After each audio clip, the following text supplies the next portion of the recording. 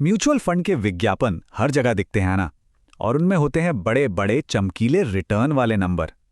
पर सवाल यह है कि क्या वो नंबर, मतलब जो दिखाया जाता है, वो असल में हमारी कमाई है? चलिए आज इन्हीं छिपे हुए नंबरों के पीछे की कहानी को समझते हैं।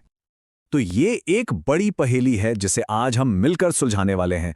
सवाल बहुत सीधा सा है, आखिर ये म्यूचुअल फंड रिटर्न का हिसाब किताब होता कैसे है?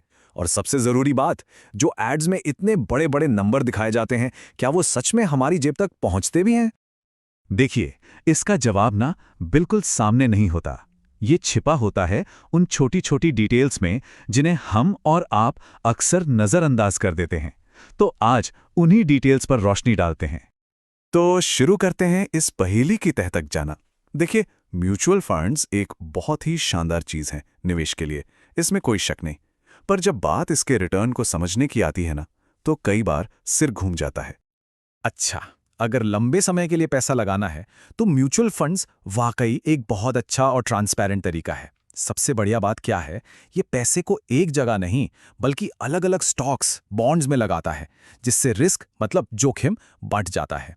लेकिन हाँ, एक बात हमेशा याद रखनी चाहिए, ये बाजार से जुड़े हैं और जहां बाजार है वहां उतार चढ़ाव और जोखिम तो रहेगा ही। ठीक है, अब आते हैं इस पूरी बातचीत के सबसे जरूरी हिस्से पर। वो 3 तरीके जिनसे रिटर्न का साला खेल चलता है। नाम है इनके एब्सोल्यूट रिटर्न, CAGR और XIRR। चलिए एक एक करके इन्हें समझते हैं। तो सबसे पहले है एब्सोल्यूट रिटर्न। ये बहुत सीधा साधा है। ये बस ये बताता है कि कुल मिलाकर पैसा कितना परसेंट बढ़ा। मान लीजिए 2 साल में 20% बढ़ गया। लेकिन इसमें समय का कोई लेना देना नहीं होता। और बस यहीं से सारा कंफ्यूजन शुरू हो जाता है। अब इस कंफ्यूजन को थोड़ा दूर करने के लिए आता है CAGR। इसका पूरा नाम है कंपाउंडेड एनुअल ग्रोथ रेट। ये क्या करता है? ये बताता है कि अगर एक बार में पैसा लगाया है तो हर साल औसतन कितनी ग्रोथ हुई। ये रिटर्न को देखने का कहीं ज्यादा रियलिस्टिक तरीका है। चलिए एक उदाहरण से समझते हैं, फर्क बिल्कुल शीशे की तरह साफ हो जाएगा। सोचिए किसी ने 1 लाख रुपए लगाए और वो 3 साल में 1.5 लाख हो गए। अब एब्सोल्यूट रिटर्न के हिसाब से देखें तो वाह, सीधा 50% का रिटर्न। लेकिन ठहरिए, जब हम इसी का CAGR निकालते हैं तो असलियत सामने आती है। पता चलता है कि हर साल की औसत कमाई तो सिर्फ 14.47% हुई। देखा आपने, 50% कहाँ और 14.47% कहाँ, कितना बड़ा फर्क है। लेकिन एक मिनट, हम में से ज्यादातर लोग एक बार में मोटा पैसा नहीं लगाते हैं ना। ज्यादातर तो हर महीने SIP करते हैं, थोड़ा थोड़ा करके। तो फिर उस निवेश का रिटर्न कैसे कैलकुलेट होगा? यहीं पर CAGR भी काम नहीं आता। तो इस सिचुएशन के लिए हमारे पास है XIRR। ये SIP जैसे निवेशों के लिए ही बना है। ये सबसे सही तरीका है क्योंकि ये हर महीने जो पैसा डाला गया है और किस तारीख को डाला गया है, इन सब का हिसाब रखता है। और अब देखिए असली खेल। अगर हम उसी 3 साल वाले उदाहरण में SIP की बात करें तो उसका XIRR निकल कर आता है करीब करीब 8.8%। सोचिए जरा, जो निवेश कागज पर 50% रिटर्न का दिख रहा था, एक SIP करने वाले के लिए उसकी असल कमाई सिर्फ 8.8% के आसपास हो सकती है। ये है असल तस्वीर। अब ये तो समझ आ गया कि रिटर्न के 3 अलग अलग चेहरे हैं। अब देखते हैं कि कैसे इन चेहरों का इस्तेमाल करके एक ऐसा भ्रम, एक ऐसा इल्यूजन बनाया जाता है जो सच से कोसों दूर होता है। इस तरह के विज्ञापन तो सबने कहीं ना कहीं देखे ही होंगे, है ना? हमारे फंड ने दिया 3 साल में 60% का रिटर्न। सुनने में कितना कमाल लगता है। पहली नजर में तो लगता है कि बस यही है वो स्कीम। लेकिन चलिए अब इस भ्रम को तोड़ते हैं। 60% का रिटर्न सुनकर दिमाग में क्या आता है? यही कि हर साल लगभग 20% की कमाई हुई होगी।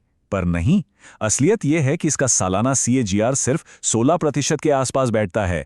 और बस यहीं पर आम निवेशक धोखा खा जाता है। और देखिए, ये सिर्फ कोई थ्योरी या किताबी बातें नहीं है। असल दुनिया का उदाहरण लेते हैं। 2025 के आंकड़ों के हिसाब से निफ्टी 50 इंडेक्स फंड को ही देख लीजिए। इस चार्ट में साफ साफ दिख रहा है 3 साल का एब्सोल्यूट रिटर्न है 52%। बहुत बढ़िया।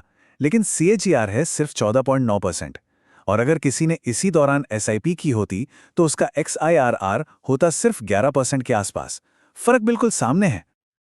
लेकिन रुकिए, कहानी अभी खत्म नहीं हुई है। असली कमाई का हिसाब करते वक्त 2 और बहुत जरूरी चीजें हैं जिनका बड़ा असर पड़ता है। हमेशा याद रखिए, असली रिटर्न वो है जो सारे टैक्स चुकाने के बाद जेब में आता है। 2025 के नियमों को देखें तो इक्विटी फंड्स के मुनाफे पर अलग तरह का टैक्स है और डेट फंड्स पर इनकम स्लैब के हिसाब से टैक्स लगता है। और इसका असर कितना पड़ता है वो भी देखिए। मान लीजिए कोई इक्विटी फंड 14% का CAGR दिखा रहा है, बढ़िया है, पर 12.5% टैक्स देने के बाद आपकी नेट कमाई मतलब असली कमाई सिर्फ 12.25% रह जाती है। तो जो दिखता है वो पूरी कहानी नहीं होती। तो ठीक है, इतनी सारी बातें हो गईं। अब सवाल ये उठता है कि इन सब के बीच एक सही फैसला कैसे लिया जाए। चलिए इसका एक सीधा साधा ब्लूप्रिंट देखते हैं। एक अच्छा फंड चुनने के लिए ये 5 स्टेप्स फॉलो करना बहुत जरूरी है। पहला, अपना लक्ष्य बिल्कुल साफ रखें कि निवेश लंबे समय के लिए है या कम समय के लिए। दूसरा, अपनी जोखिम लेने की क्षमता को समझें। फिर सही फंड कैटेगरी चुनें, इक्विटी, डेट या हाइब्रिड। चौथा और बहुत जरूरी, सिर्फ हाई रिटर्न के पीछे मत भागिए, ये देखिए कि फंड लगातार कैसा परफॉर्म कर रहा है। और आखिर में कम खर्चे वाला यानी लो एक्सपेंस रेशो और एक अनुभवी फंड मैनेजर वाला फंड चुनें। और एक बात, इसे गांठ बांध लीजिए, निवेश की दुनिया में कछुआ ही हमेशा खरगोश से जीतता है। एक ऐसा फंड जो लगातार स्टेबल रिटर्न दे, वो उस फंड से लाख गुना बेहतर है जो कभी आसमान छू ले और फिर धड़ाम से जमीन पर आ गिरे। कंसिस्टेंसी, स्थिरता ही सबसे जरूरी है। तो इस पूरी बातचीत के बाद मैं बस एक सवाल छोड़कर जा रहा हूं। क्या जो रिटर्न सबसे बड़ा दिखता है वो हमेशा सबसे अच्छा भी होता है? मुझे लगता है अब इसका जवाब हम सबको बेहतर तरीके से पता है।